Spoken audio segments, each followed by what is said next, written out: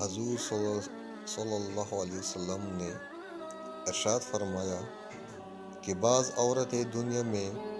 تو لباس پہنتی ہوگی لیکن آخرت میں ننگی ہوگی۔ صحیح بخاری میں ہے، لباس پہنے کے باوجود ننگی ہونے کا مطلب یہ ہے کہ یا تو لباس اس قدر چھوٹا ہوگا کہ اس میں سطر نہ چھپ سکے گا،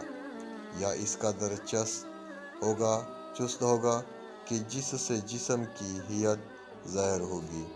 یا اس قدر باریک ہوگا کہ جس سے جسم نمایاں ہوتا ہوگا۔ اس لیے اس حدیث میں موجود یہ شدید وعید ان تمام عورتوں کے لیے جو ایسا نامناسب لباس پہنتی ہیں۔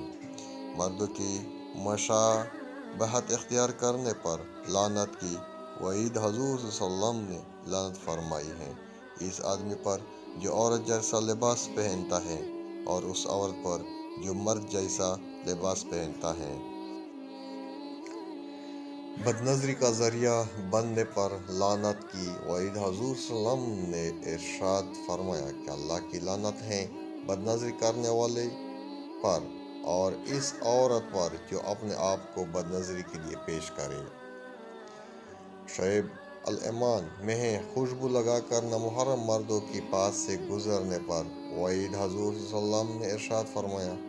کہ ہر بدنظری کرنے والی آنکھ زناکار ہے، اور جب کوئی عورت خوشبو لگا کر لوگوں کے پاس گزرے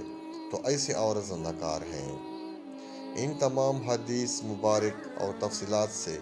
یہ بات اچھی طرح معلوم ہو جاتی ہے کہ اللہ کے نزدیک عورت کے لیے پردہ کرنا کس قدر پسندیدہ اور اہم ہے۔ اس لیے اس بات کا تقاضا یہ ہے کہ جب عورت کسی ضرورت کے لیے گھر سے نکلے تو اس کو چاہیے کہ ایک تو مکمل پردے کے ساتھ باہر نکلے، دوسرا یہ کہ باہر نکلتے وقت ایسا برقع نہ پہنے جس سے اس کا پردہ نہ ہوتا ہو، حیا کی حفاظت نہ ہوتی ہو، اور جو مردوں کو اپنی جانب متوجہ کرے، کیونکہ جس طرح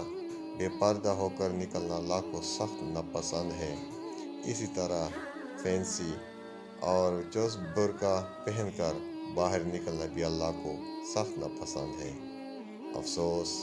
کہ آج کل بہت سی خواتین زیب و زینت والی فینسی اور چست برقع پہنتی ہیں جس سے پردے کا مقصد ہی حاصل نہیں ہوتا۔ ظاہر ہے کہ یہ اللہ تعالیٰ کے احکامات کی خلاف ورزی ہے، جو کہ ایک مسلمان عورت کی شان نہیں ہو سکتی۔